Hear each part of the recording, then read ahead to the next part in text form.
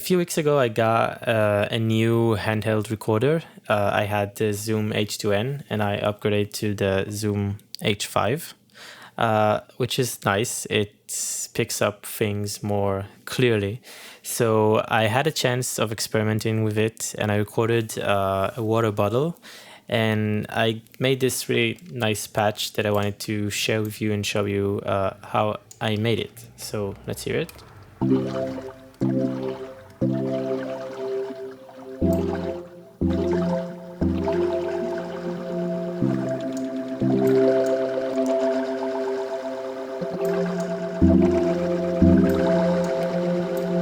So yeah, as you can hear, it sounds really watery and flowing, I'd say. So the process to get this sort of sound that's like a hybrid between a synth and your Foley recordings is pretty simple actually. So let me demonstrate what I did to get to that point. So my source material was me shaking this bottle and it sounded something like this. So you can really hear like a high-pitched note in that bottle. So what I wanted to do was to bring out some extra tonality without ruining the sound of this bottle. So I used chroma because it's really easy to get like the tones to align exactly where you want them. So I just set it to the note C. And I've set it to not go too high on the frequency spectrum.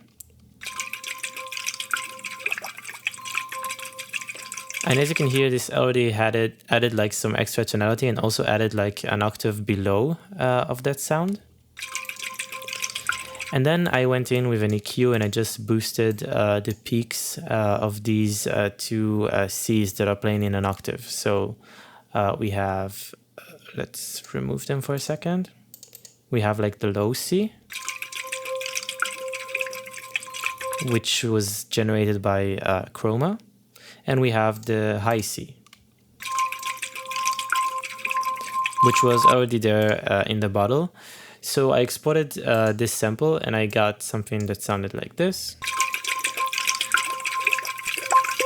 which is just the same sample but a bit more accentuated on its tonality. And then I opened up Pigments, which is very convenient for this sort of work because it allows you to combine synths with samples and like granular engines. And this is what I did here. I found like a spot that I liked. It sounded like this. And then I enabled the granular engine, which allows me to play samples at random points throughout this recording.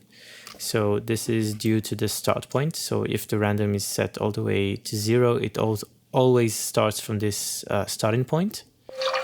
And if I increase it, it's going to start at random locations throughout, which is exactly what I wanted. And then I messed with the density until I found a density where it sounds sustained enough. So let me increase the sustain so you can hear. At too low densities, it's going to sound empty, like so. And I've also added some randomization to the size of the grains, so you get a constantly evolving sound. Now, the thing that really got this sound more tonal was a filter. So I did the exact same trick that I did with the EQ. I picked this filter because it's super resonant, and I just set the cutoff to be exactly on that C note and set it to keyboard tracking. So when I play different notes, it's going to follow them. And once you increase the resonance, you can really hear how much effect this filter has.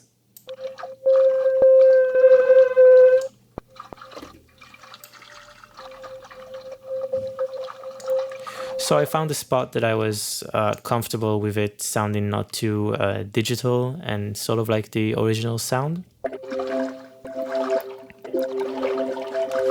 And then I decided to add an analog synth engine just to boost the tonality in another way. So it's playing a square wave and it's being filtered with a low pass filter that is being opened a bit by the cutoff envelope. So if you remove the sustain, you get this sort of sound. And it's just laying beneath an octave below our sample, giving it some body. So if I remove it,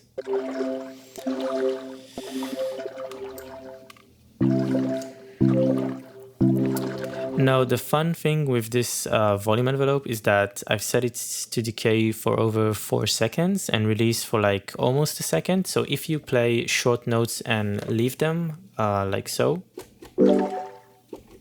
you still get like some of the granular samples still playing, so you get that water flowing sort of sound. But if you can also hold for longer notes and get a longer decay of that sound, which sounds great in my opinion with headphones. And then I've added one final touch to this patch, which is a delay at a fairly short time. It's at 100 milliseconds. And the macro here just increases the dry wet. So this delay has the maximum feedback possible. And that makes it so that every time you play a note, it's going to just repeat that note infinitely.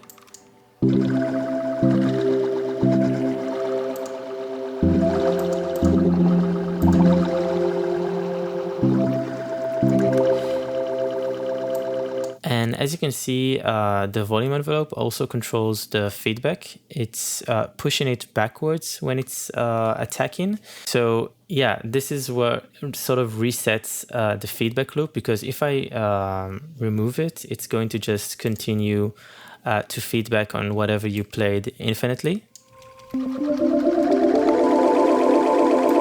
which gets very intense very fast. So just by reducing the feedback by a lot when you play a new note, it's going to clear the feedback previous sound, and it's going to feedback off your new note or chord.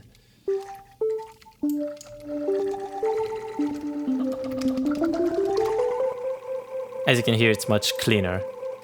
So yeah, that is pretty much the sound. I hope you liked this video, and I'll see you in the next one.